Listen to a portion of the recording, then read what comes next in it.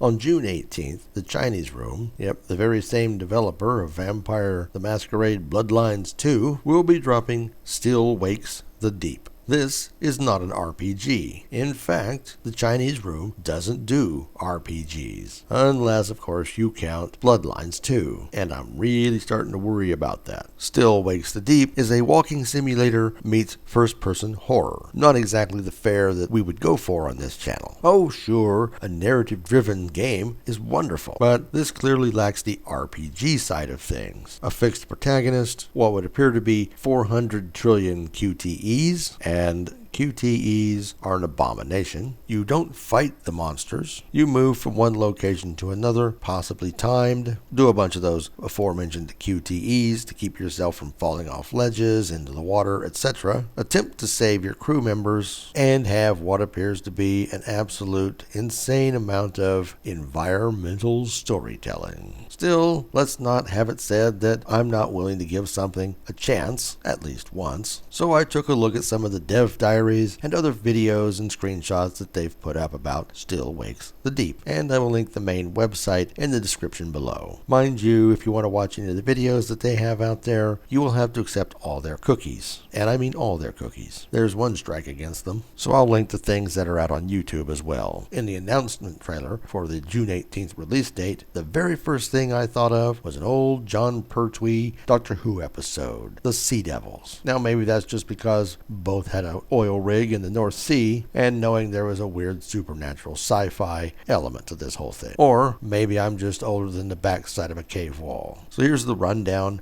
on this game. It's a fixed protagonist. You're a washed up loser boxer. You've made it to this oil rig to start over. Maybe, maybe not. You will reconcile with your family. We know there's a wife and a kid involved, and we know that because of environmental storytelling. Somehow, bad things start to happen on this rig, and you are alone and have to solve the problem and rescue your coworkers. I guess that shoots down the idea of any dialogue. In the world building video the Chinese Room dropped, they made a point of saying you are alone. This of course helps heighten the whole horror element, along with lots of tight spaces, dark areas, and creepy noises. And did I mention you can't fight back? You're just moving from area to area. No guns and flamethrowers and rocket launchers and mini nukes. No force powers, no obfuscates or dominates. And dang it, not even a sonic screwdriver. And did I also mention that the rig is falling apart around you? The devs also mentioned that you will revisit certain areas and see new levels of destruction. One of those things that gives it a level of authenticity is the amount of research they put into this. Apparently, they went to the British Petroleum archives and watched a ton of footage. And why would they go to the archives? Because this is set in the 1970s. That's a smart move. No cell towers. No internet. If you're cut off, you're cut off. This also gave them the ability to know where your escape routes might be and how they can cut those off. They made a point of saying they learned about the emergency procedures so that they could subvert them. I do admire the attention to detail. If you're going to do an oil rig, do an oil rig, not somebody's imaginary approximation. Speaking of detail,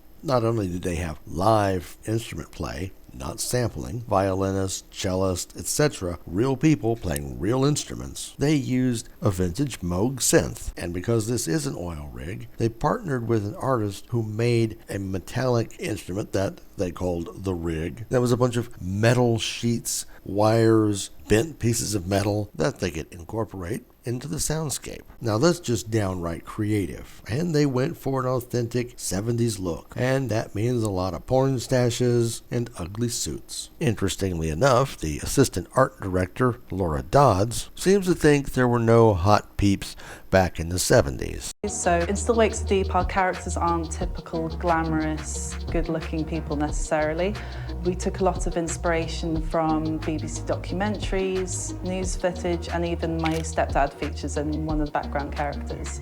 At the core... Yes, hotness is a modern thing. Another thing she had to say was they really went for that English, especially Scottish feel, and deliberately not American. This oil rig is in the North Sea, though I can imagine there's going to be folks having a little trouble with that accent, especially when it gets a little thick. And I must say, the Chinese Room certainly wears their "we went to film school, check out our art nerdiness" prominently and proudly. And hey, as long as you're not being pretentious about it and you really think it's neat and you're just trying to share, that's cool. Check out Laura Dodd's explanation of the influences of art styles.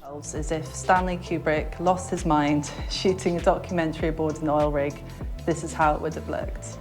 We took a lot of inspiration from sort of 70s naturalism like Loach and Lee, and then we moved through to a more sort of transcendental, experimental aesthetic from directors like Kubrick and Dario Argento.